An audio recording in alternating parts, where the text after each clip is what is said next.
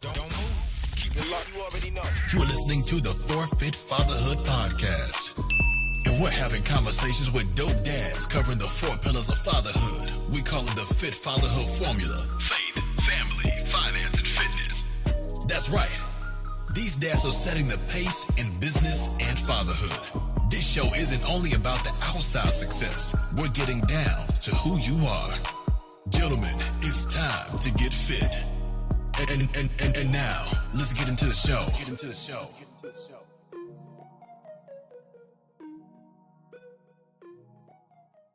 All right, welcome back to the Forfeit Fatherhood podcast, a podcast for fathers by fathers, where we talk about the 4 pillars of fatherhood, which are faith, family, finance, and fitness.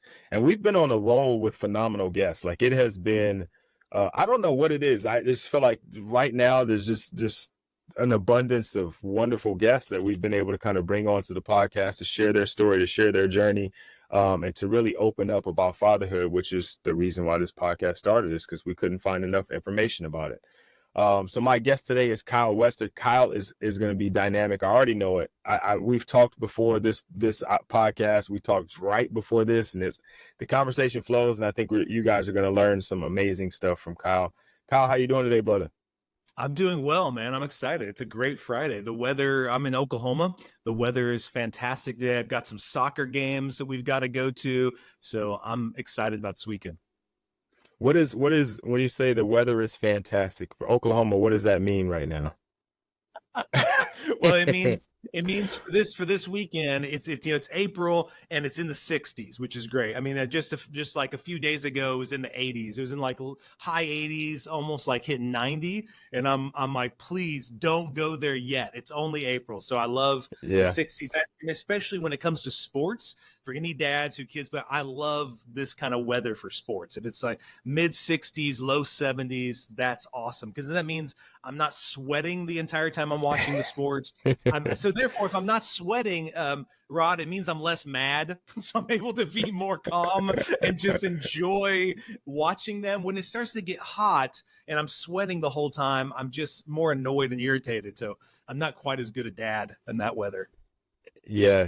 No, I feel you, man. It's been pretty much the same weather here in Southern California. It was in the mid to high 80s, and now it's in the 60s. A little overcast, but I'm welcoming this kind of weather for softball games and softball practices, because it has been really cold for like the morning games, and then the afternoon games we're just, where's the shade at? Like, they couldn't have planted a tree around here anywhere. Like, there's I know, yes. Well, what also, Rod, this weekend, my youngest turns 8. So I've got 3 kiddos. I've got an my oldest is my daughter. She's 14. My son is 11. And then my youngest, tomorrow's her birthday, and she's going to be 8. She was kind of disappointed that this weekend, was finally, her birthday was on a Saturday, and she finally was going to get, everybody could just enjoy her and celebrate her. But it's also a soccer tournament. It's also my oldest daughter is in a musical showcase. It's like, this is dad life when your kids are this age. Like, honey, there's really no weekend where we're just going to be completely free. There's always going to be something. Yeah, there are none. Like, I've been searching for them, and I look at the calendar, and there's nothing. And then they keep signing up for stuff, and they keep wanting to do more. And I'm like, yo, you guys realize we don't actually have time for these. It's not even me saying no anymore. The calendar is saying no. We could just go, like, we can go to my hitting lesson, and then acting rehearsals is like right around the corner. I'm like, yes, it is, but in theory that doesn't work. You can't go 5:30, 6:30, and then 6:30 start the next thing. There has to be some real time in between. Yes, man. I know. The opportunities are endless. Yeah.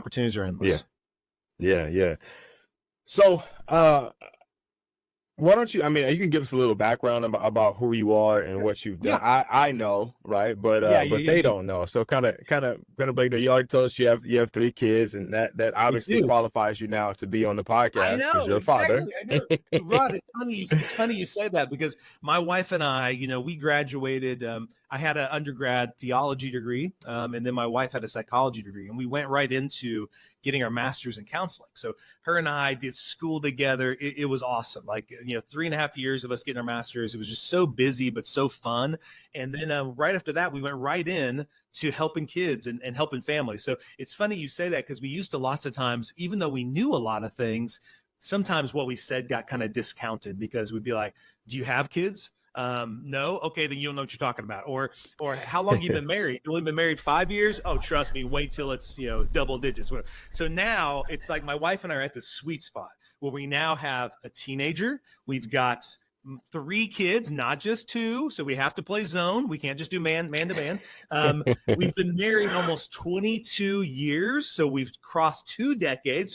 So it's like almost like everything initially when we'd be like, oh, we got to reach this milestone before people actually think we know what we're talking about.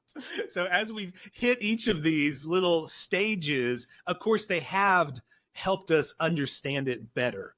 And it definitely helps us speak to people with those kids and those ages, more effectively, right? But in this journey, what we did was we not only became counselors, which were both licensed professional counselors, but I also got some really great parent coaching.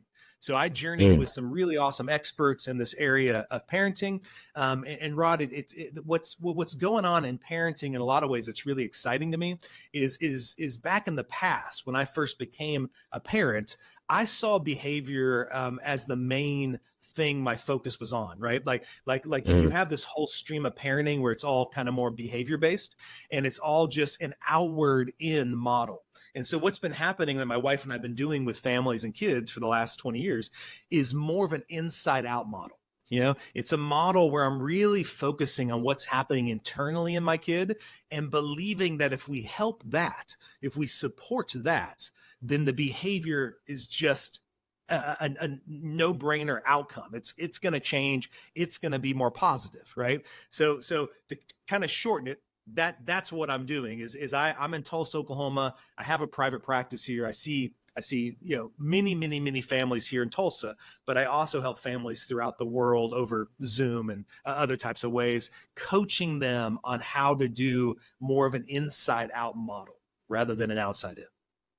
So this is how when guys who listen to podcasts have heard me say this before, this is how my mind works. Anytime I'm listening to someone, it's weird, but I'm always like making connections, and there's like these metaphors that are always floating in my head.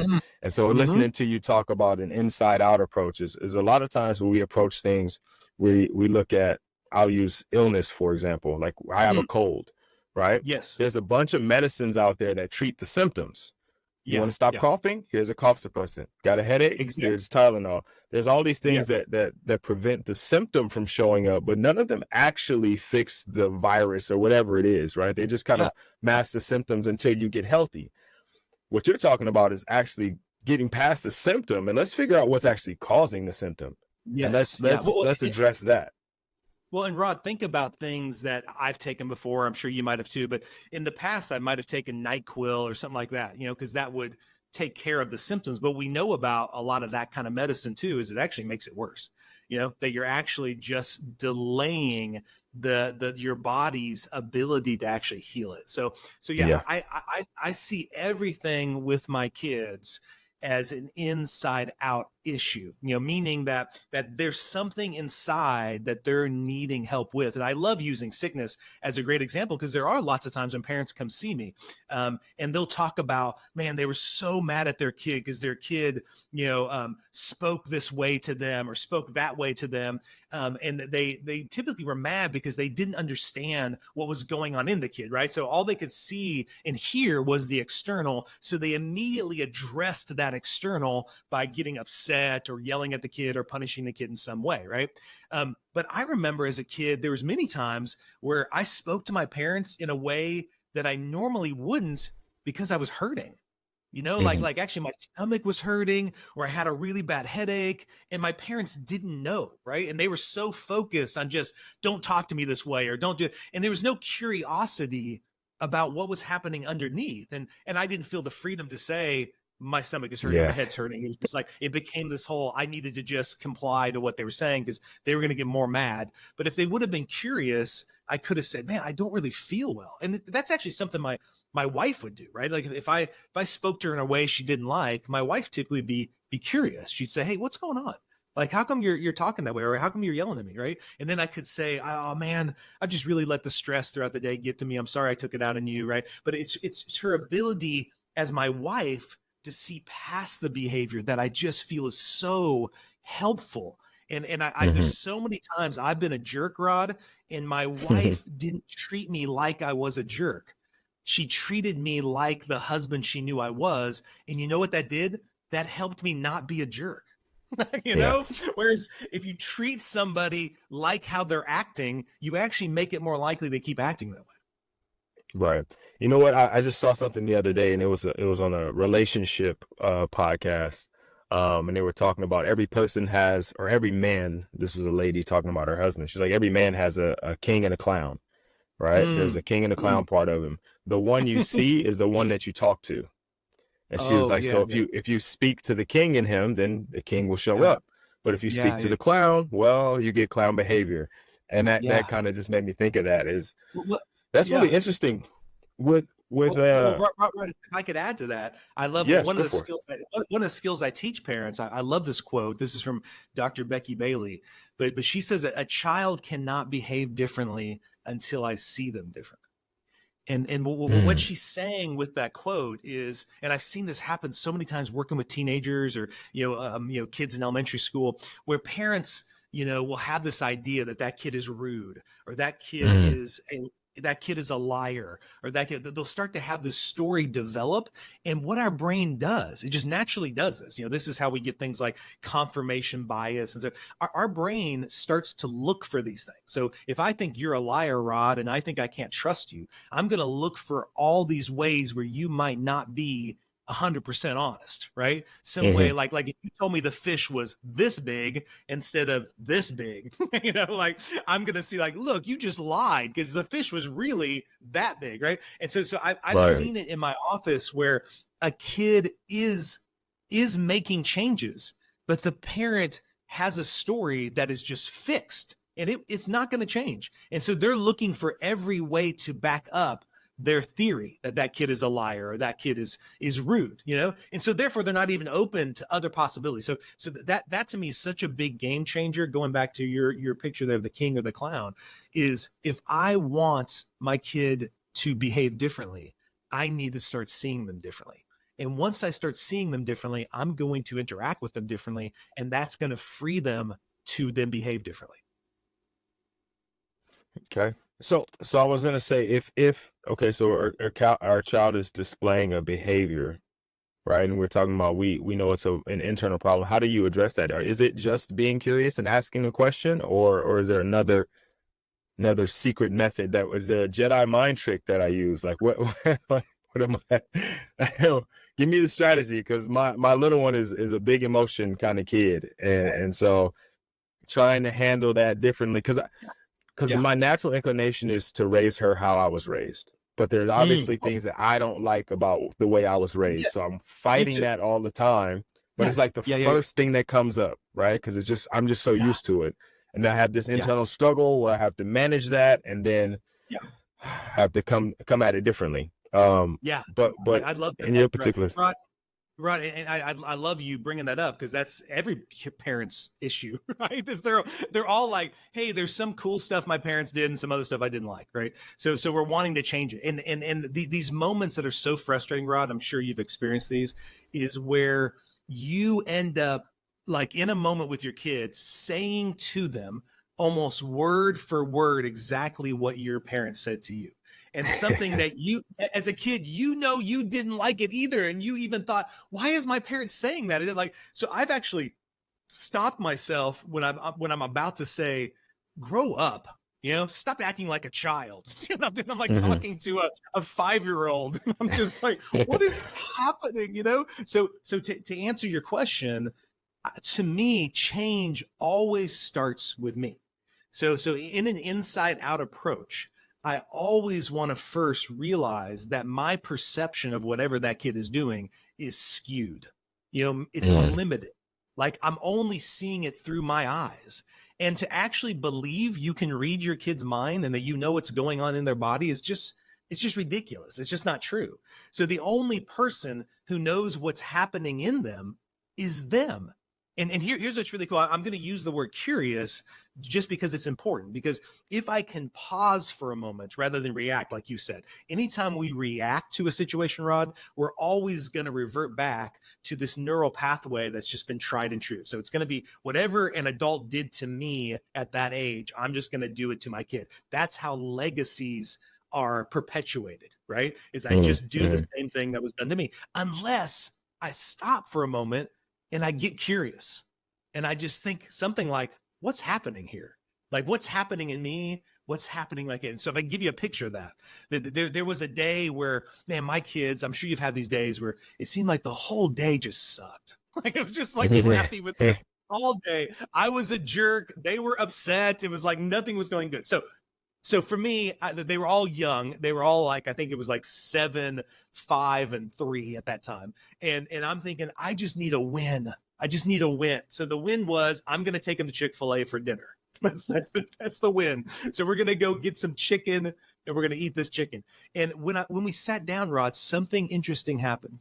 When I sat down to eat the chicken, they get it. My oldest said something like, but Dad, this food isn't exactly what I wanted. And then my son said, and immediately I was like, how ungrateful can you be? Oh my gosh. And so if I hadn't paused, I was about to go right into this, this tried and true lecture about gratitude and about appreciating what you have. I was about to go into that. Right. But when I paused, Rod, I was thinking, wait a second. What am I about to model to them? If I'm wanting them to be grateful, am I being grateful? Because I think gratitude is whether I'm getting what I want or not, I'm thankful for it, right? I appreciate it. And wait, I have 3 kids who God has blessed me with sitting right here at Chick-fil-A, and I'm about to become very ungrateful. And so to switch that, I thought I'm going to be the human I'm asking them to be right now. So I stopped and I sat back, and this is something that's kind of fun to do, Rod. You could try it. I sit back and I just get a big smile on my face. And I just look at each of them and they're like, Dad, what are you doing? And I'm just like, and I said, you know what? I'm just trying to soak in the gratitude of getting to parent each of you kids, that I love getting to be your dad. And I just like sat there and did that. And then as I let that pause happen, then my oldest said, Dad, it's not that I don't like the food. I do. And all of a sudden they began to talk about how it wasn't that they weren't grateful at all. They were very grateful for food. It was just like something was not a normal as to what they normally would like, right? And it was interesting that like this wasn't a moment of a lack of gratitude. It was actually my brain was already wired to just trigger with that. As soon as they didn't show anything but, thank you, Dad, you're amazing. As soon as they didn't do that, I was ready to pounce, because that's exactly what my parents would have done. They would have pounced all over that moment and told me how ungrateful I was being. Yeah, it's interesting, man. I think 2 things you said there, and well, obviously all of it, but 2 things that I think are very important that I try to focus on and I think can be really helpful is, one, taking that pause and having the ability to respond instead of react is super, super crucial. Yes. Because we, as much as we try to be stoic and, we don't have emotions and all those things, we swing through some emotions. and I have definitely been on this side of it where I'm like, man, you're just so ungrateful. Like we do so much for you and like you don't appreciate it. And I feel like that. But then there's times where they're like so grateful, right? And we practice gratitude and we share things that we're grateful for all the time. And so I know that's not the truth. But in a moment when it's like, man, come on, man, are you serious right now? All of the stuff that I've done for you, you know what I mean? And I catch myself, because one thing I never want to say to them is after all I've done for you, or all the things that like kind of throwing these things back in their face, I'm doing them because I want to. I know. But I feel like you little, how dare you? But being able to take a pause and be self-reflective and understand that, hey, this is Yeah, why am I feeling this way? Like, I am really happy that we got to I spend know. time at Chick-fil-A together. Like, there's something else going on here that I Yes. need to figure out. And because I'm an adult, if I can't figure it out, Yeah. well, this 9-year-old and this 11-year-old have no chance. Yeah, yeah, yeah. How hard is that for us, Rod? It's so hard for us, even as dads, I mean, the most precious thing we have is our kiddos, right? Like you and I Right. would do anything for them. There are moments I am completely ungrateful for them. It's not like I live in this constant state of gratitude. There's lots of Right. moments where I, as an adult with a master's degree in counseling, I've had to purposely go, Kyle, be grateful. Kyle, be like, I've had to purposely do that. So once again, it's so weird to expect that these little kids are going to have that down. Are going to be Yeah. just like really good at it. And actually what they're needing from me, and this is what I love a lot about what you talk about in your podcast, is what they're needing from me is to be that person. They need me to be that leader. That if I Right. want grateful kids, I need to be a grateful dad. I'm even blown away by this concept, Rod. One day it hit me. I thought, how did my kids become enjoyable? Like, how did that happen? And I was struck with the idea that I think they became enjoyable because I chose to enjoy them. Yeah. So then I was thinking, that's interesting. Yeah. When somebody does, like even talking to you, Rod, like talking to you is enjoyable. So it's easy then to be enjoyable because I feel enjoyed, right? So if we Right. feel enjoyed by somebody, then we end up being more enjoyable. So I thought, oh, that's interesting because you think about things like where I love because I was first loved, right? So Mm-hmm. the only way you and I are able to love is because somebody first loved us. So Right. that's interesting too, that my kids are only lovable because I chose to love them. So then if you put those together, I just want your dads to hear the power they have, that when my kids are being unenjoyable or unlovely, that's actually the time they're asking me to love them and enjoy them. Right. That's the moment. They actually are saying, please don't believe this is who I am. See me better. And I don't know how many times my wife has done that for me. I have been unenjoyable. I have been unlovely to her. And the grace that she has shown me when she has chose to love me when I was unlovable. I mean, it is so easy to love lovely people. It's so easy Right. to enjoy somebody when they're enjoyable. But the real test of your love is when you love them when they're not being all that lovely. Yeah, yeah. I've heard someone say before, you can't give what you don't have, and Yeah. that kind of resonates with what you're saying. Is like Yeah. you have to be enjoyable. Like, I have to be an enjoyable person. And it's funny because you'll see people just out. Like, I go to pick my kids up from school, or my youngest anyway. My oldest doesn't want me to pick her up in front of school anymore. She's too cool for that. But but I had to park up the street so she can walk up to the car now. Um, but my youngest, she still wants, she wants to come up to the front, pick me up. She wants to hold my hand when we walk to the car, the whole nine. But you see Yes. people and parents Yes. and their kids are just Oh, like them. Like, it's kind of just like a rude yeah. mom or rude dad, and their kids like a little jerk too. And like, oh, I don't think that Yes. kid wants to be rude, Like, I don't think that's his choice. I think that's just what he experiences. And so that's what he embodies, and that's an example that he's been shown. And I think the same thing goes for good kids, right? The kids that are good Yeah. have a Yeah. good Yeah. example. Yeah. Now, obviously, there's situations Yeah. where it's like, people come from a terrible situation, but end up being great, Yes. kind of in spite Yes. of, but more often than I not, know. you're Yeah. a Yeah. product of your environment. Yes. Yeah. Yeah. Yeah. Well, and I think that that's even proven out that the kids I work with, like Rod, the thing I get to see, like, I remember having a 4-year-old in my office, and the mom was so confused because in his 3-year-old class, he was the superstar. Like, he always got these great kudos from the teachers. He was never a problem. And then all of a sudden he goes into pre-K and he's having all these issues. All of a sudden he, like, when the kids are napping, he might go up and just like hit a kid while he's napping. I mean, like, super things here. Like, the mom is like, what is happening? Right. But when I'm talking to the kid, and this is just what I hope fathers hear about the power we have to shape and form them, is he said, like, the first few weeks of his new pre-K class with this new teacher he had, some bad things happened to where she got mad at him. The teacher got upset at him. And all of a sudden he remembered that the bad kid in his 3-year-old class did X, Y, and Z, whatever that behavior was. So he thought as a 4-year-old, oh, I must be that kid now. So because of the way the teacher's talking to me, he thinks I'm the bad kid. So now I'm going to do what that bad kid did. And then here's what was so disheartening about it is, as I was helping the parents to change this, as I was helping this 4-year-old to change this, I call up the pre-K teacher and I'm talking to her on a Monday and I say, hey, how's it been going with the kid? And she goes, oh, last week he had a couple really phenomenal days. Like Thursday and Friday were great. And I was like, oh, that's awesome. That's so cool to see him change. And she said, all that tells me is that he knows exactly what he's doing. That if he wanted to have good days, he could have good.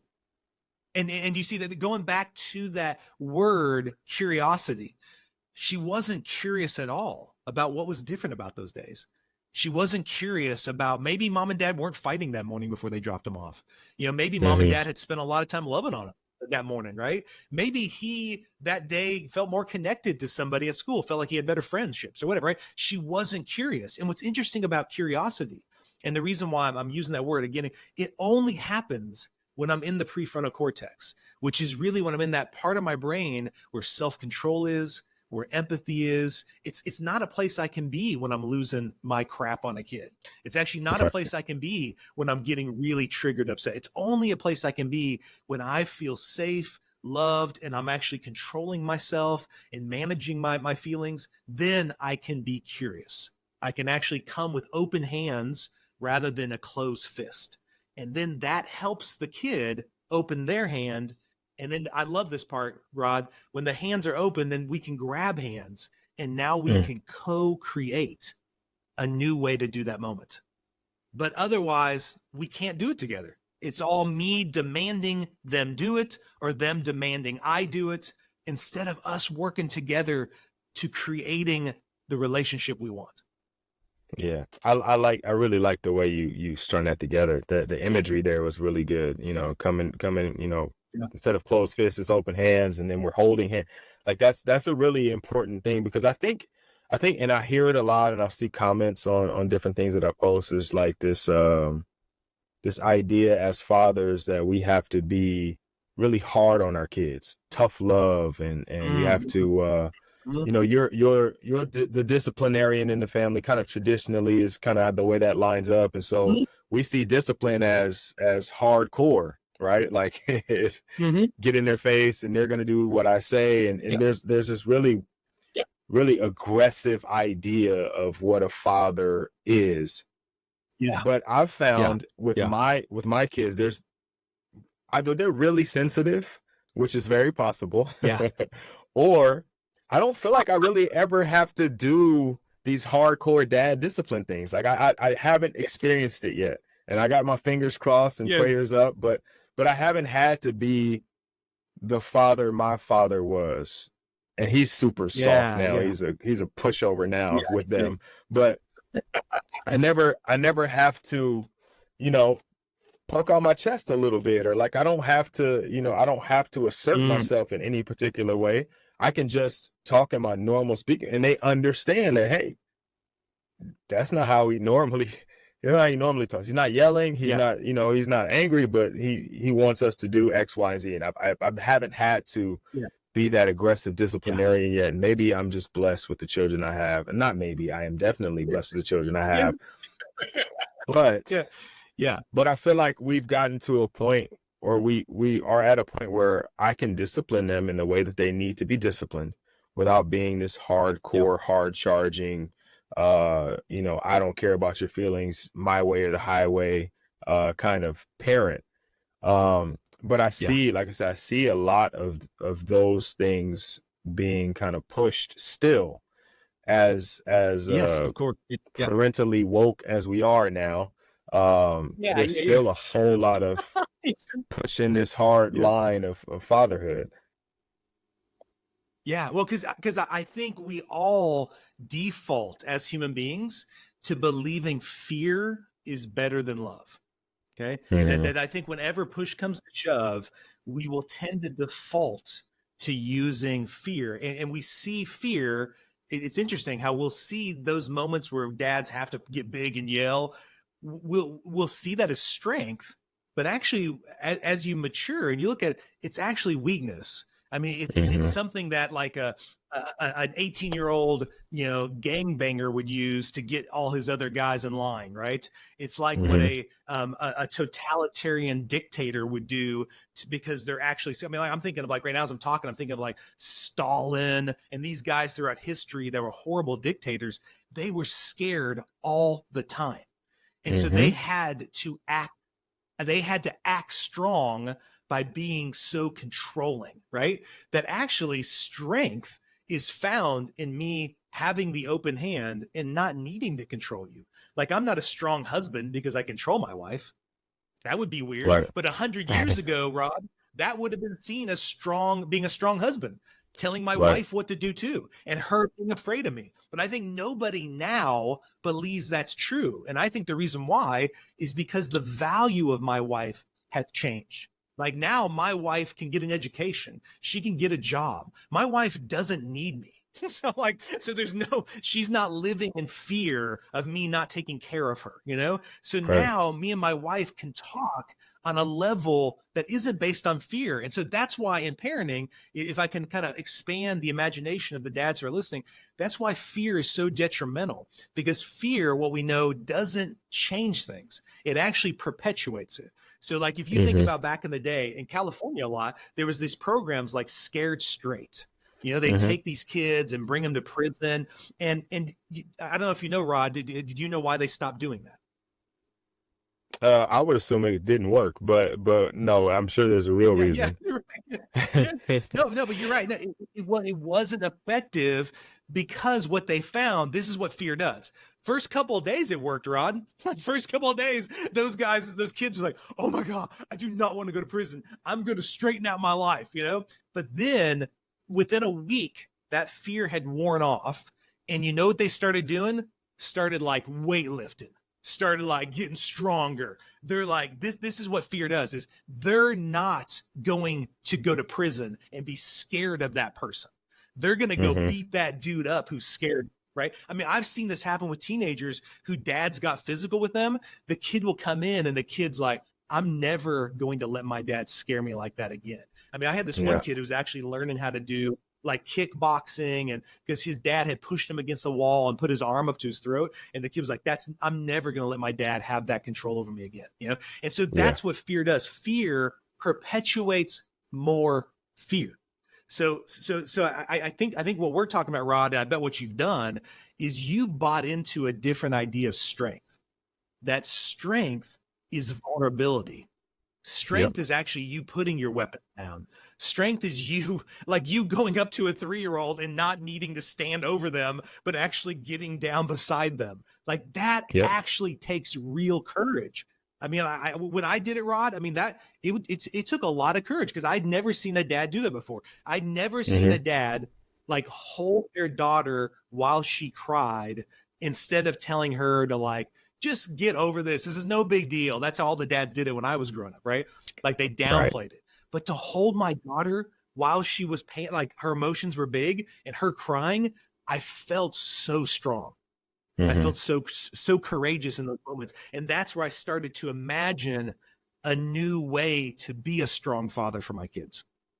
Yeah, and I would agree that that is super correct because your experience tells you that the fear idea or the get over it, you'll be okay, or that kind of talk or that kind of attitude, Mm-hmm. it works in your mind, Yeah. right? To not do that Yes. is to not do what you think works takes a lot of courage. Yeah. It takes a Yes. big man to go, this is what works. I'm gonna try this other thing. um, Yes. and also Yes. what I've Yeah. done and what I realize is that a lot of times when we discipline, we use fear to discipline, but we are disciplining out of fear.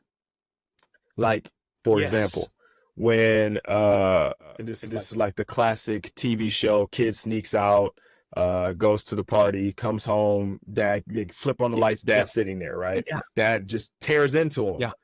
And it Yeah. looks like like, we're trying to put the fear of God into them, is what you would say. But the reality is that that dad is actually in fear of what may happen to you.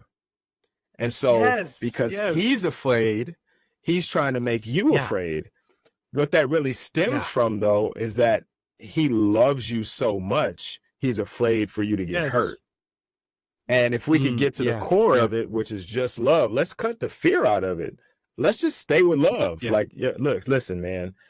One, you can't go out like that. Like, you just can't. First of all, don't sneak out. Let's see. We can talk about it. We're creating an environment where we can talk about whatever's going on. Sometimes I'll let you go out. Sometimes I won't.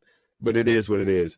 Yeah. But just being able to explain that, hey, I love you, and this is why I don't want you to do that, or this is why we need to have the conversations about what you're going to do. And I think a lot of times we see that as being weak. Right? Like, we're allowing the kid to dictate to us what is going on. But I think it's just vulnerability, right? Yes. Yeah. Well, now I'm going to ask you a question, Rod. Do you know what the root word of discipline is? No. The root word of discipline, disciple, is right? Disciple. Yeah. Yes, disciple. Yes. So that's what I want every dad to hear, that, to sit with that for a moment, that what you just described, what the other dad was doing, where he's letting fear dictate what he does, he's actually not discipling. He's actually just trying to control the kid's behavior. Why? So he no longer has to feel the fear. That's what he's saying is, I don't like what you did because it scared me. So I am going to try to scare you so you never scare me. Isn't that weird? Right? So like, that's what we're doing. So really what you just said, that I love the example, how you worded it. It was discipleship. Now, the reason why lots of people are weary of doing that is because in order to do do discipleship, I actually have to have a really positive connection with my kid. Like, the only way that conversation you just said works is if my kid trusts me, if my kid really believes I am for them. And that's the problem. When the dad keeps using fear and anger, he actually wears out the only influence he has, which is the relationship.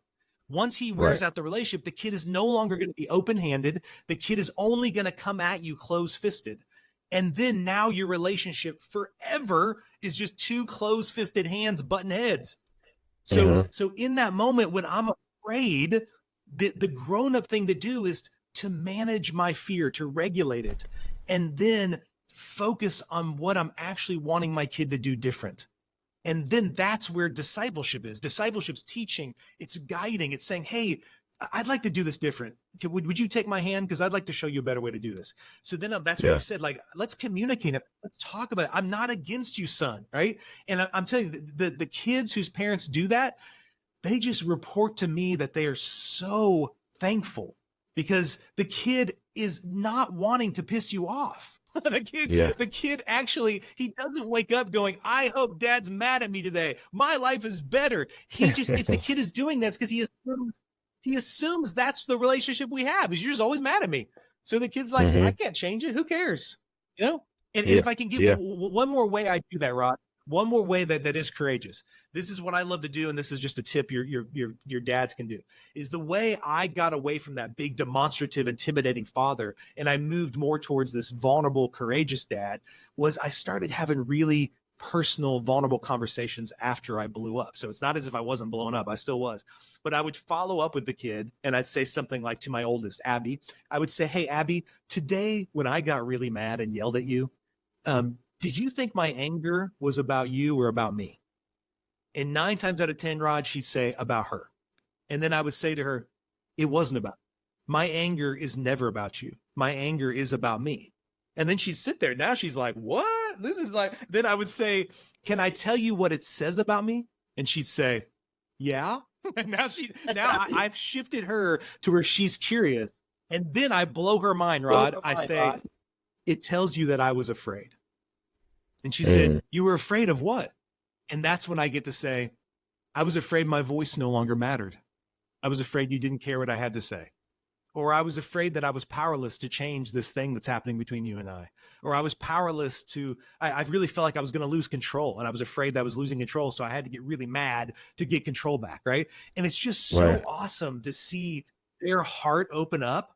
And my kids would be like, well, Dad, I do care what you have to say. Or no, Dad, like, you don't need to be afraid. Like, and I say, hey, listen, I'm just telling you, you don't need to manage this for me. I'll manage my own feelings. I just wanted you to know what was underneath there. Now, why am I doing that, Rod? Not only because I'm wanting the conflict to bring us closer together, but I'm also discipling them.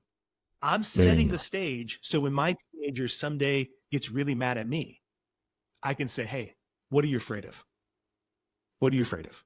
Right? And then my teenager can say, I was really afraid that my friends were going to reject me. And so I was mad when you said I couldn't go to that thing, or I was really afraid that guy wasn't going to like me. And so I was mad when you told me that you wanted me off the phone or whatever. Right? Does that make sense? And so then then now she's learning how to own it, take responsibility for it, and actually be vulnerable in that moment rather than just vomiting her fear onto me like I was doing. Yeah, I like that, man. I really like that. I don't know if I like the last part, the boy is liking me part. I'm not ready for that. I know, but that's a good point, Rod. Yeah, you get scared and then you want to get controlling, and that's a lot of families come at that stage in life to seek out help because all of a sudden they're trying to control. And what does a kid do when you try to control them, Rod? They pull away. The harder you grip that hand, the more they want to pull their hand out of your hand. Yeah. Right. Yeah. Yeah. And my oldest is going today. She's in middle school now. They're having their first middle school dance today. Oh wow. And it's not like the elementary school, parents are there and they're not dancing. The kids are just playing with balloons and bubbles or something. This is an actual evening dance too. It's not in the daytime. It starts at 6 or 7 or something. I'm like, oh Lord, it's happening. It's happening. Yes.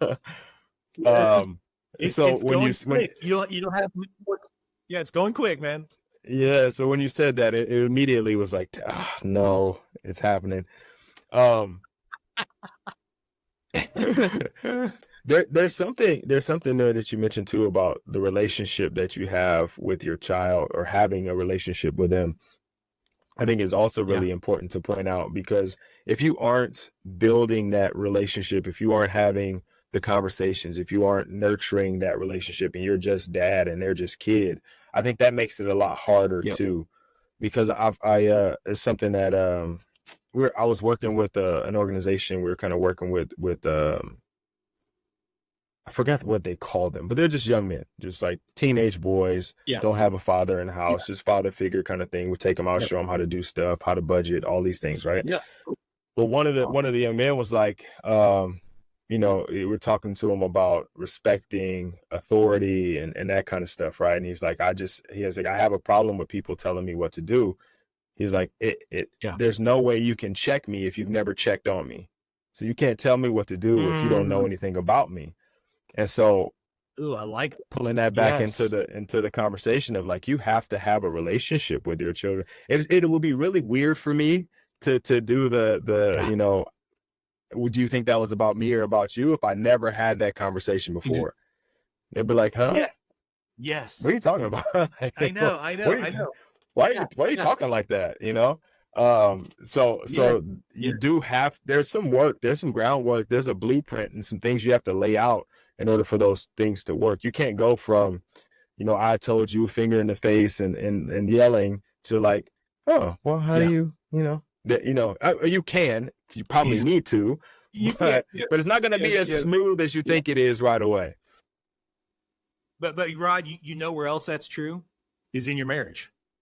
Mm-hmm. Right? The exact same stuff applies in your marriage. So going back to that, if a couple came into marriage counseling and they've had all just tons of tension, they're not they're constantly talking over each other, they're constantly having conflict. One of the first things a counselor is going to ask them is, when was the last time you enjoyed each other? When was the last time you went on a date and really enjoyed each other? Right? Mm-hmm. Because every counselor knows that's actually why you got married. You got married because you were spending a lot of time enjoying each other. And that's when you thought, hey, let's do this forever. And so then they got married. It was because we spent time together. And when we spend time together, it actually changes my perception of you. Like I actually start to interpret your actions in a different way. You'll notice even in your marriage, if you are not spending time with your spouse, you will start to interpret their actions in a negative way. Those things that maybe you thought were cute when you were having a great time with them now become annoying. And actually, it's actually kind of weird, Rob, but like lots of people, when they get divorced, many of them are getting divorced over the very things they had once thought were endearing and were attractive about that person. And now it's annoying them because the only thing that's changed is there's no longer a connection. And so that's exactly true with kids. Is when kids are very little, you're spending a lot of time with them. So their actions seem a lot more cute, right? But like you and I just talked about, as they get older, they're getting so busy and they want to do so many activities. So we're not intentional about our time with them. And that's going to change how you interpret their behavior. And that's why it's kind of dicey to do an outside in model, because the way you're interpreting it is questionable. Because I'm sure there's been times, Rod, you've experienced that where my kid has done something and I would be like, what is that about? And I would be really upset about it. And my wife would go, why are you upset about that? Like, here's what that behavior was showing me. And I'd be like, oh, okay. Yeah, I guess it could have been that. You know, but in the moment, I was like, I need to stop that. But my wife's like, no, it was just like they were just trying to say this. And like, oh, okay. I completely misread that, but it's probably because I haven't spent a lot of time enjoying that kid. So I would encourage all the dads. This is just simple step one stuff, Rod. Intentionally do fun things with your kids. And I'm not talking like 2 hours. I'm not talking like it's got to spend tons of money. It could be free. Just say to your kid, hey, I've got 30 minutes free on Thursday. I would like to just hang with you. What do you want to do? Yeah. And do that fun thing with them, right? That's actually how they become close to their friends. That's how they become close to anybody, is you want to get into a rhythm of connecting with them. And I would ask them if I could tell them 4 things I would tell them to do when they're connecting with their kids is use touch, meaning like, you know, hug them, high five them, rub their head, touch, eye contact, be present, get your phone away, put your phone away, just be present, and be playful. These 4 things we know neurologically wire us to feel safer with people that we are hanging out with. So you'll notice in your marriage, if you're having a great time with your wife, you're doing some touch, you're making some eye contact, you are present and you are playful. But when you are upset with your wife, those 4 things I'm telling you are more difficult. So I want to, if I'm intentionally with my kid, I'm being very cognizant of how those 4 things are happening, because I want to, Dr. Becky Bailey calls it joy juice. I want to increase the joy juice between us. And then what grows from that, Rod, is cooperation. So once I'm connected with somebody, that human is more likely to want to do the things I'm asking. That makes sense. That all makes sense. So I have a question then in that particular instance is if you are frustrated, well, I'm going to ask that question, but let me go a little different first. One thing I will add to what you were saying about, you know, making sure that you're intentional about the time is I think sometimes we will bring them along. Right. Something we already have going on, something that we're doing, something that maybe we like. And we're like, all right, you know, you can come with me and we'll go to the game and we'll watch the game. And like, that's really cool. There is some bonding time, no doubt. There's time being spent. But if they're not really feeling it, you know, they don't really enjoy it, then they don't really, it's not connecting the way that you want it to be. And so one of the things that you said there was, what do you want to do? I've got 30 minutes. Yes. What do you want to do? Yeah. And it could be something that you absolutely hate as a father, but like, let's go do it. Like, all right, cool. We tea party. All right. Well, let me put on my fancy tea party jacket. Well, and Rod, I tell this a lot of times at conferences. You know, my son wanted to do every time was play cars. So he had a bunch of Hot Wheels. He wanted to play cars. So he'd say, Dad, let's play cars. And I mean, this was going to be an hour. I'd be like, I have an hour. I'd say, do you want to play cars the whole hour? And he'd be like, yes. And I'd be like, oh my gosh. Like, I've got so many things to do today and I'm going to play cars. But you know, what was really convicting me, Rod, is as I sat there and part of me was going, I kept looking at my watch, like, how much longer do we have? How much longer? And as I'm sitting there, on his face, he looked like he was in heaven. Like he didn't want to be anywhere else but with me playing cars. And yet I was so convicted because there were so many other places I felt like I wanted to be. Yeah. And I'm like, what is missing? Why is this not heaven to me? Being with my son and hanging out with him, right? What does he know that maybe I have forgotten? And maybe he knows something about the holiness of these moments, how important they are. And maybe I have bought into a lie that these other activities I'm doing, these other things on my to-do list are more important than just hanging with him, because they're not. Right. Yeah, I think kids have well, obviously they've been around less than us, so they have a lot less social conditioning for the things that we consider important.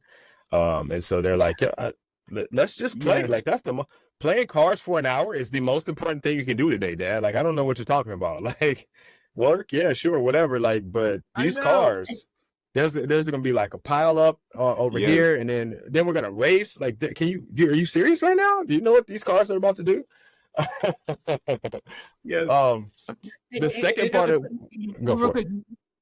You know what inspired there real quick is I'm just thinking when you said that is even though my dad and I sometimes didn't have the greatest relationship, the things that I do with my kids that mirror what my dad did with me, like all the movies we watch, the sports we do, it's interesting how those were moments that my dad did stuff with me and he really seemed to be happy.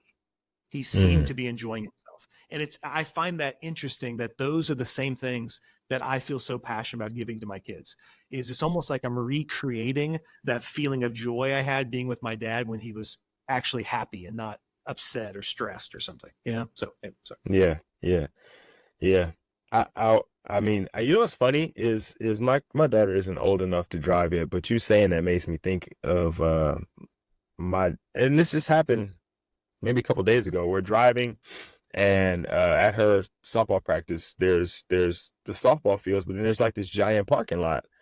And as we're leaving, I don't know where it came from, but in my head, I was like, I should ask her if she wants to drive. And because my dad taught me how to drive, and that's kind of how it started. It was one day we're in the parking lot, and he was like, you know what, you take the keys. We got in, and I almost ran into some stuff, but like I don't know where it came from, but I had this immediately like overwhelming feeling of like it's just us in this open parking lot. You want to drive? She said no, but it was like I couldn't. Everything in my head was saying first of all she's short. She's not. She's not gonna be able to see. She's too young. She's only 11, but it was just me and her in that moment, and I was like, you know what? This would be really cool. Like I had that memory of my dad asking me if I wanted to drive and like being in the car with him and learning how to drive. And I was like, man, I don't know where that came from, but it was an overwhelming feeling. But you talking about that kind of, I had the feeling of recreating that memory. And it took me somewhere, somewhere special for me, apparently, that I wasn't aware of on the surface, but I got like, and I got all not emotional. I had some emotion about it, You started to cry. Tears were coming down. Now you have to drive because I can't see. Everything's blurry. You gotta get us home, kid. Well, I'm not gonna be able to make it. I can't pull myself together. Well, but I was going to ask you when we're talking about this, and you mentioned like when you're upset with your wife, or could be upset with your children, or you just, life is life, and we have all the stresses and all the things going on. We talked earlier about creating space and having the ability to having the ability to respond versus react. How, if this is what I've been doing all this time, and I'm hearing this podcast, and I'm going, I'm going to make a change. And I'm going to do things differently. What is my first step from going from, aggressive disciplinarian to curious, nurturing father? Yeah. Okay, great. Yeah. So I'll say it this way. First, I want to get out of this dichotomous thinking, meaning there's only two ways of parenting. Either I'm the boss or they're the boss. Let's get out of that. Okay. So I've got to buy into there's a third way. There's another way where nobody needs to be the boss of anybody else. We're doing this together. Now, obviously, I'm leading. You're the bigger person. So, of course, in that way, you do have power, but my power is never going to be used against you. It's always going to be used for you. So if I start with that premise, on this third way, I see my power in my marriage and in my friendships and in my parenting. My power is always for you. And it's actually not to oppose you. Okay. So that's first. Second is the connection piece. If I'm not spending time enjoying you and being intentional about that, I'm going to find it really hard to act differently with you. Okay. And then the last one is, now I've got to retrain myself. I got to do something intentional to switch this reacting I'm doing, because every time I react, I'm going to lose. Okay. So how do I get that 5-second, 10-second pause, right? And this is, once again, something marriage counselors do with couples all the time, because couples get into it. We recreate the marriages our parents had, right? And the same dumb arguments they were doing, we're doing the same one. So all of this requires me to calm myself down. Get, the word I would use is composure. I've got to get composed. So what I started doing is I wanted to start retraining my brain to default to a different voice. Instead of the voice being, you can't talk to me that way, or what do you think you're doing? Or like, oh, I can't let that happen. You know, whatever that default voice was that was causing the reaction. I wanted to get good at pausing and defaulting to something else. Since we're talking to men, this is exactly what really good athletes do. You might have like a quarterback who needs to fix his throwing motion. And what that quarterback needs to do is he needs to get really good at watching film and practicing and purposely talking to himself differently about, when he's under pressure, how to throw that ball differently. Otherwise, he's always going to throw it the way his muscle memory is telling him to throw it. All right. So it's as simple as that. So what I love to do, if your kids are older, you know, like 5 on up, is I invite them into this. So one of the phrases that Dr. Laura Markham likes is, it's not an emergency. It's not an emergency. You know, because most of our anger is based in that fear that this is an emergency and I need to stop it. Yeah. And most of the time, it's actually not an emergency. Most of the time, we are actually thinking it's this vital thing that we have to stop or control. So it's not an emergency is great. Another expert says, choose love. The one I like a lot is stop, smile, take a deep breath, and relax. So that's where I do that smiling thing. And you'll notice that when you smile, your brain will go, oh, okay, this isn't as bad as I thought, right? So if I can just smile, I take a deep breath, and then you'll notice it shifts your focus. Now, instead of stopping the kid, I can actually think about discipling. You know, whereas the other way is you're trying to keep them from becoming something bad. The other way is I'm guiding them towards becoming something better. So I'm going to be the better human in this moment, and then invite you into that.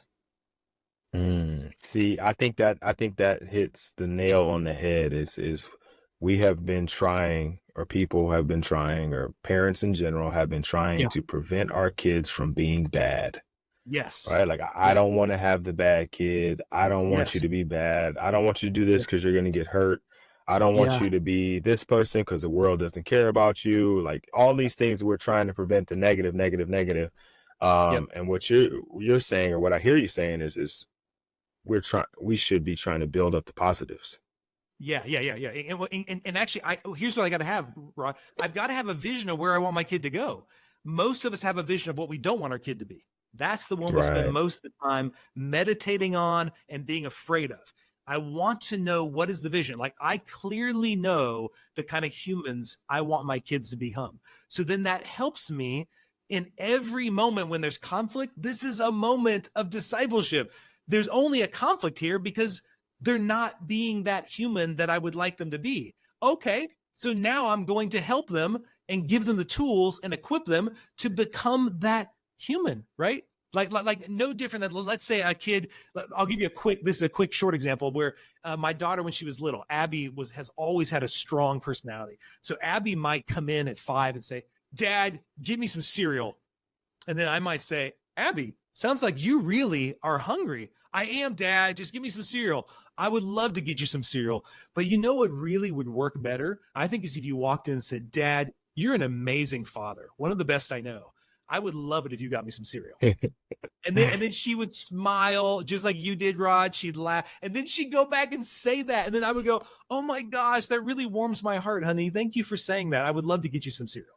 And you see what I did there? I didn't talk about her being bossy or rude or disrespectful. I just playfully showed her a better way to say it. And she actually felt better saying it that way. Yes, I like that. I like that. It definitely like reframes the situation. There's a lesson there that they aren't aware that they're learning, right? Because Yes. I mean, I'm tired. Like, Dad, stop teaching me stuff. Stop stop telling me stuff, right? But you did it. You did it in a way where it's undetectable. Like they can't. The little super sleuth kid that it just can't figure out that I'm being taught something, and it's funny, and it's fun. It's like, all right, let me try it. Let me see. You go out the room and something like that for sure. With my youngest, because she's all about acting. I could definitely see her going out of the room and then coming back as a completely different character. Yes.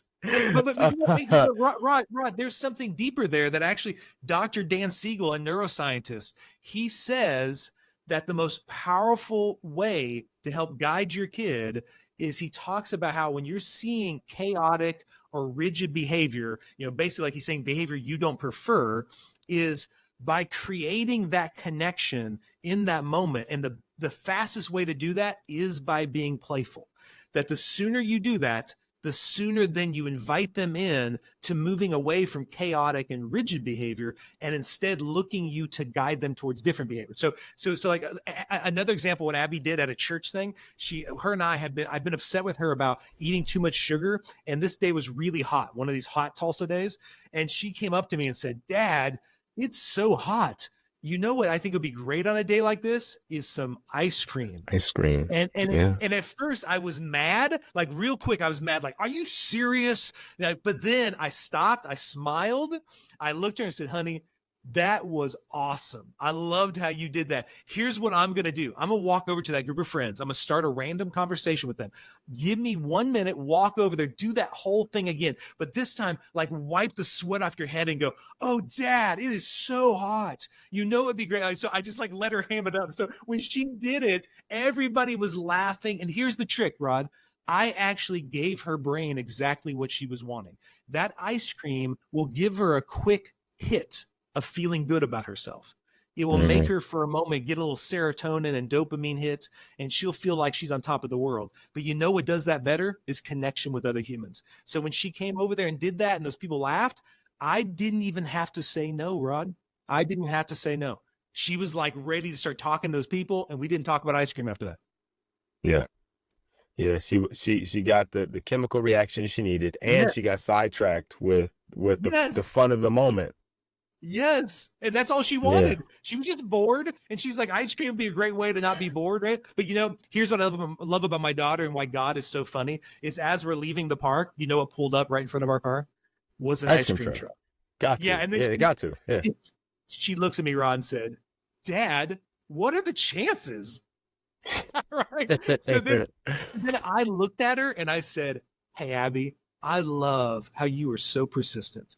Let's get in the car. I want you to tell Mom exactly what happened. She's going to laugh so hard. we just got in the car, and the whole way we're not eating ice cream. We're just talking about how my daughter is really a fighter. Like she goes after what she wants. But what I did was like a Jedi mind trick. All I did was I flowed with it. I didn't have to stop it. I just guided it. Yeah. Yeah. I think there's been so many throughout this conversation, so many like takeaway points, but I think that right there, the kind of flowing with it and kind of the Bruce Lee, right, be like water kind of situation or idea is I think it'd be really helpful, because I think again we think that we have to have these very rigid lines of parenting, and the reality is that a river doesn't run in a straight line. It may for a little while, but typically water is going to flow and it's going to find its way around. There's going to be obstacles. There's going to be things that come up that maybe water didn't intend on happening. Like it just, hey, look, I want to get from point A to point B in a straight line, but there's a tree there. So I'm going to have to go around that tree. And now there's a rock in the path. So I'm going to go around that rock. But the river doesn't stop flowing. It doesn't stop doing what it's supposed to do. Like, just like we're not going to stop parenting the way we're supposed to parent, or discipling or leading or guiding or coaching or whatever term you put on. We're going to continue to do that through and around the obstacles. Yes. Love it. Yeah. It's a beautiful picture. Yeah. Well, and it's something I learned when I did a lot of drug and alcohol counseling. We would call it flow with the resistance. So a lot of people who went to see me for counseling were court ordered to do it, and they didn't want to be there. But I wanted them to have a healthier life and to be able to get off drugs. And so they typically were resistant anytime you talked about changing that behavior. And so you didn't need it with resistance. What you resist will persist. So whatever behavior you are wanting to change, if you continue to resist it, it will actually just teach your kid to get better and better at resisting you back. So what I'm wanting my kid to flow with me. And so that means I'm going to model by flowing with them, right? Because there's going to be days where I'm being hard-headed and I don't want them to feel like they need to resist me. I want them to be like, oh, I can help dad, do it differently. And that's what my kids are learning. They're learning the skill of how to work together and cooperate rather than resist and intimidate. Yeah. Yeah. Man, this is when I talked to you last, I felt really good about this conversation, right? About this episode of the podcast. And I think I might have mentioned, like, we might be saying too much. Like, this is getting too good in the previous conversation. Like there wasn't going to be anything left on the table, right? But this has been not only a fun and free flowing conversation, but I think there's so much to learn and gather from what has been said. Like I personally am going to try to do some things differently, just based off of this conversation. And I know, I'm not perfect by any means, and I say this all the time. Like, just because I am in this position, just because I coach other men and I lead other men, like I'm just a step ahead. I'm not, and sometimes I'm not even a step ahead. Like I might be a step ahead in certain things, and you might be kicking, like I'm coaching you, but you're kicking my butt in this area, and I'm trying to figure out how you're doing it.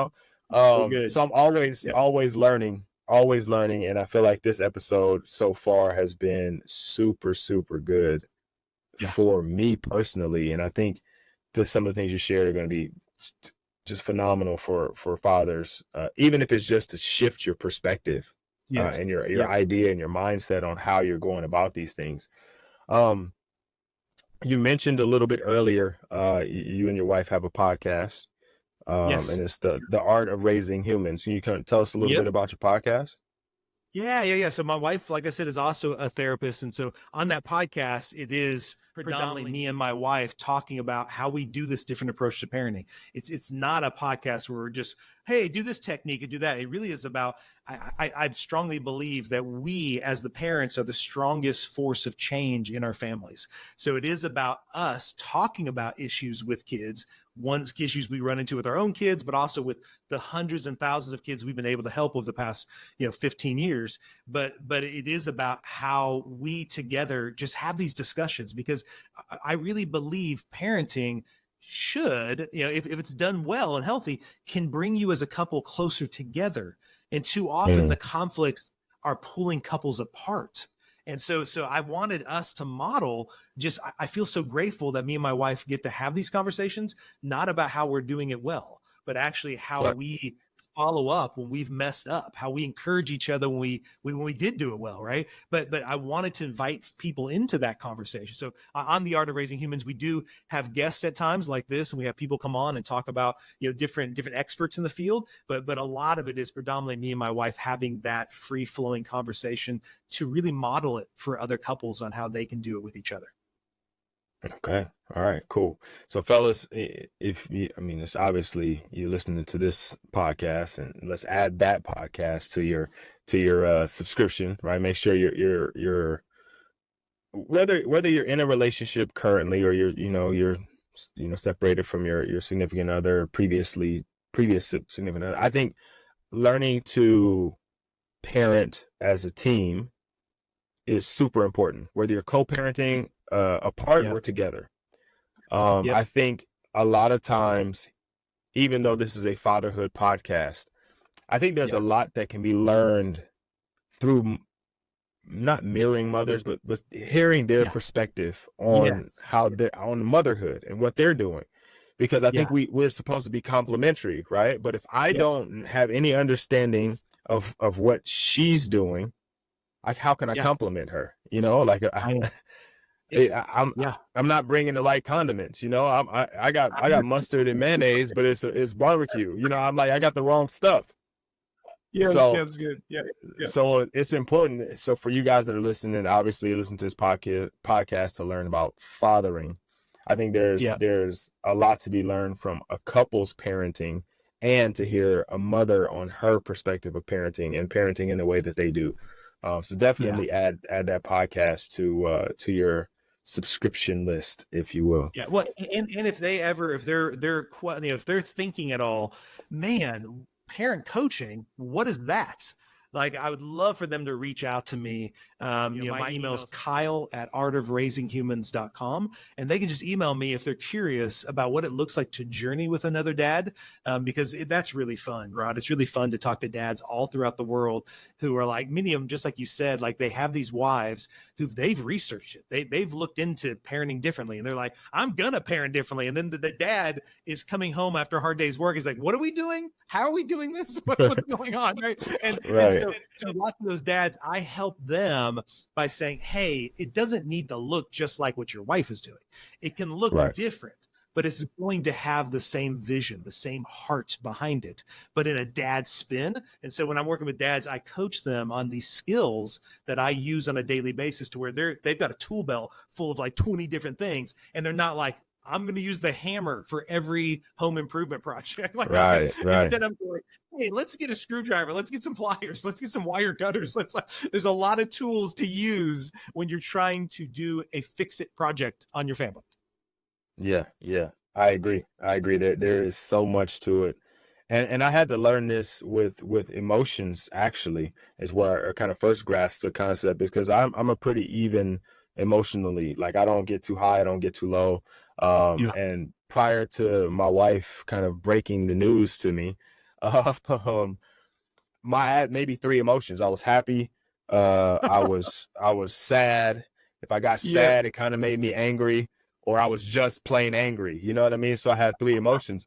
And my wife is a therapist as well. And she was like, you have like a wheel of emotions. I'm like, what are you talking about? Like, what do you mean? I have three of them. That's a triangle. It's not a wheel.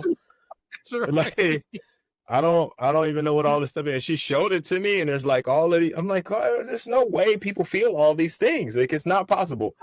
But as I've grown as a husband, as a father to two girls, as a man, I am exploring the wheel of emotions and trying to understand that a little bit better, so that I could be better for them. But most importantly, I could be better for myself. Because when you only have three emotions you can connect to, that's literally all you got. You don't have any other options. I can be happy or I can be sad, and that's all I got, and that's not good for anybody. I'm so much more than that. And it's been good for me to experience. That's awesome. So dads, you don't have to just be the hardcore tough. You can definitely be the tough love dad, and there's probably going to be times where you have to do that. But there are other options, and there are other things that you don't have to put yourself in a box of fatherhood. Like, it is more than one dimension. It's multidimensional. It's multifaceted, and you should, for you and for your family, be a full 360, full wheel of fatherhood. Yeah. So, and I would tell them for those dads, like, I feel like, Rod, love is always tough. Love is always tough. Fear is easy. It's easy to be scared. It's actually really hard to consistently love somebody unconditionally. That's probably the most challenging thing I've ever done. Yeah. There's something that we say in the strength and conditioning world, and we talk about, like, training athletes, is like anybody can make a kid throw up. That's Yes. because everybody comes into the workout and that's your determining if it was a hard workout or not, is if somebody threw up or somebody passed out. But any So idiot good. can make somebody throw up. Like, it doesn't take a whole lot to figure that out. I just run you into the ground. I don't give you any breaks, no water. You're going to throw up. I'm a good coach. But that's That's not, so that's good. not, that's not good coaching. That's It, good. the ability to, what is it? The minimum effective dose and figuring out what Mhm. that is as a Yeah. coach is the real hard part. That's the real tough part. Is like, Yeah. did I prescribe the right amount of reps to get the results that I want without burning this athlete out and still giving them Yeah. the ability to, like, there's these very intricate thoughts that you have to have when you're programming. And I feel the same way about fatherhood. Like, it That's can't so be me just reacting to what's happening. There's got to Yep. be a thought process behind it all. Yes. That's excellent. That's a great way of putting it. Yeah. So we've talked obviously about a lot of things, fatherhood being the most primary and important one to this particular podcast. And so I would be remiss if I didn't ask you, what does fatherhood mean to you? Yeah. You told me about this question, and the first thing that popped in my head is a moment I had with my dad when I was a freshman in college. And I told my dad my thought for my life at that point was I wanted to be a martyr. I wanted to die for something I believed in. Okay. And so I remember coming to my dad. I was going to drop out of college. I was going to live overseas, and I was going to probably die. Give my life to something that I thought was very important, right? And I remember my Okay. dad was obviously upset about that. He did not want that. And so my dad said, he said to me, he said, being a martyr isn't the highest calling. The highest calling is being a father. And I said, well, Dad, I think you're wrong. I think if you looked at the Bible, I think you find being a martyr is more. And my dad said, what do you think being a father is? I've died to so many things I wanted to do and be so that you could do and be them instead. And I believe you and your brother and sister are going to change this world in a bigger way than I ever could.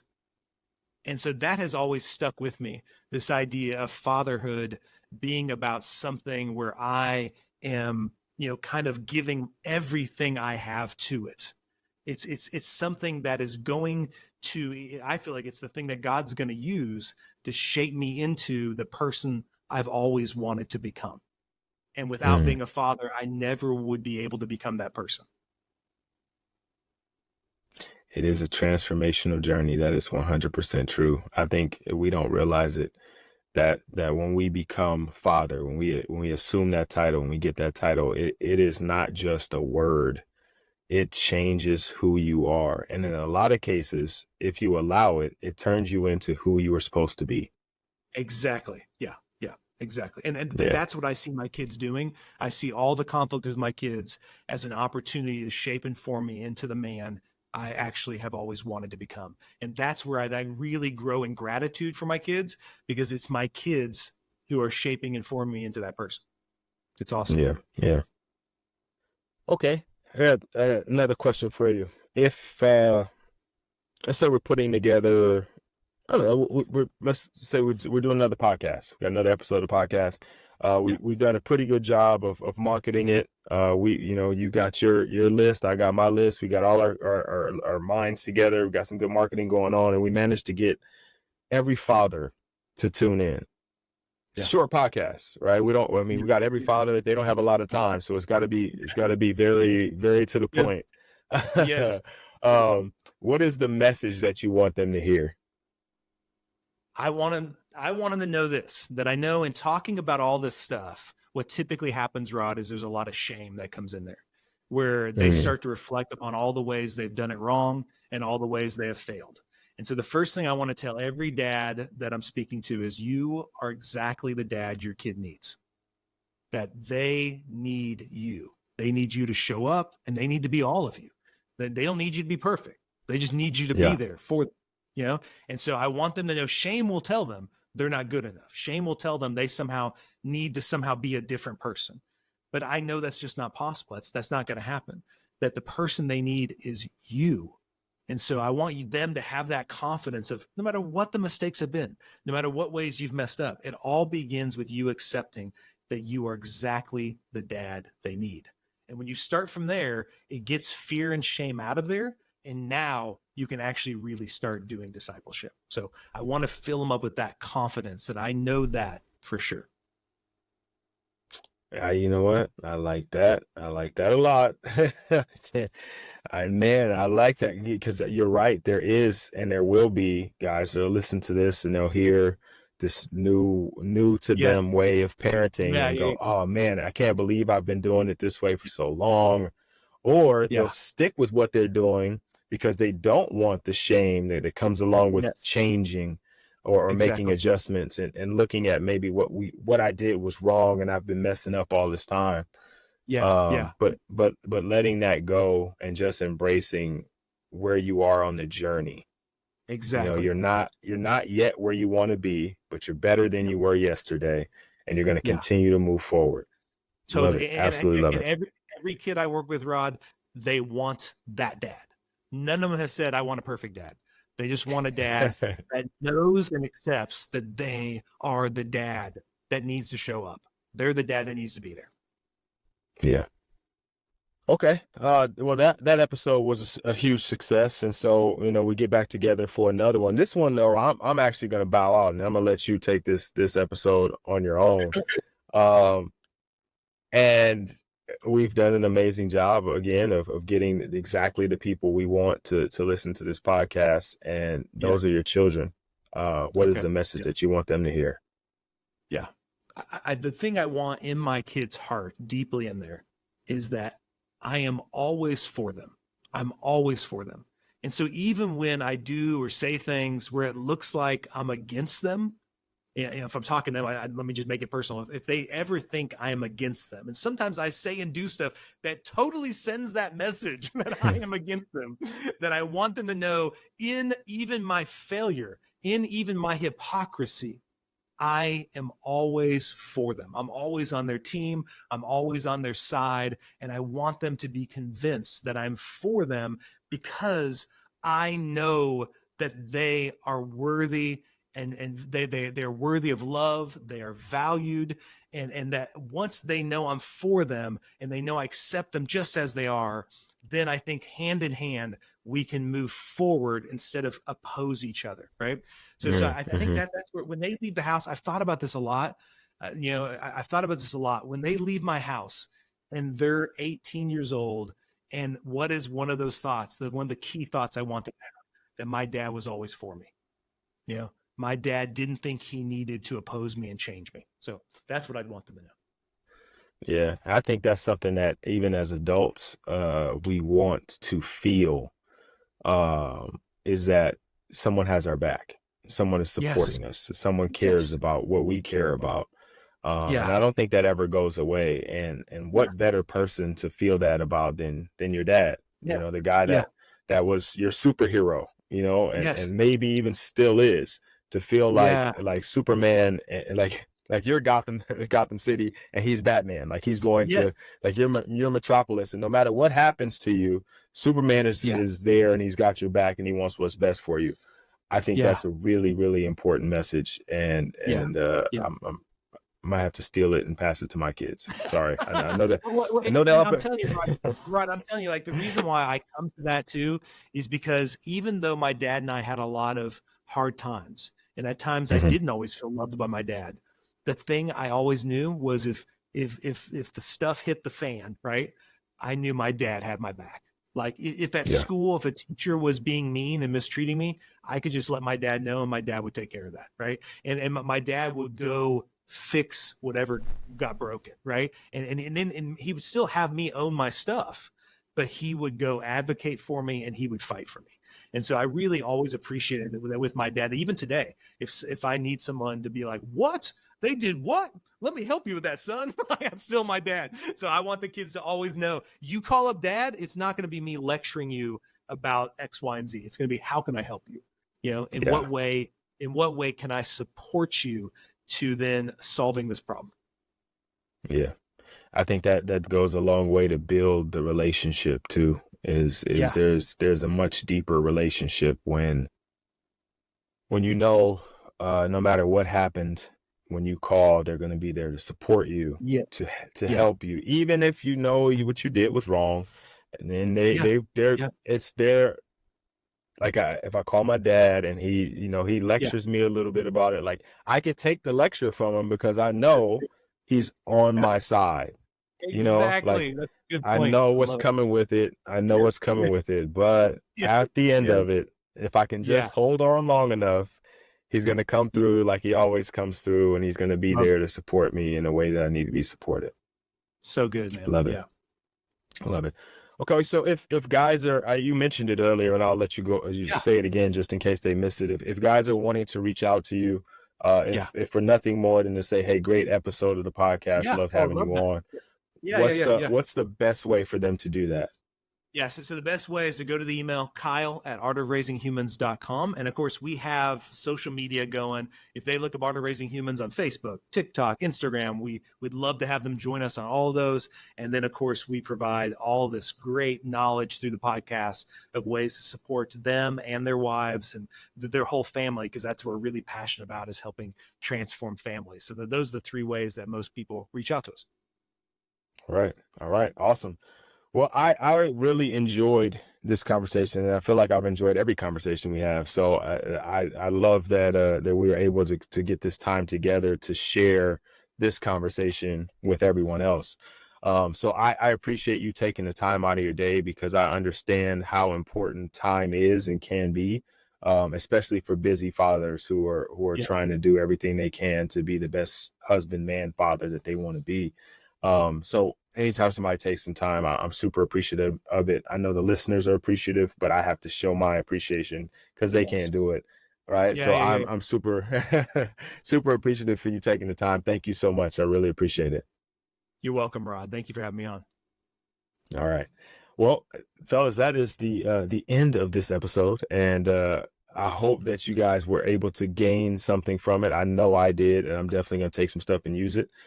So until next time, see you later.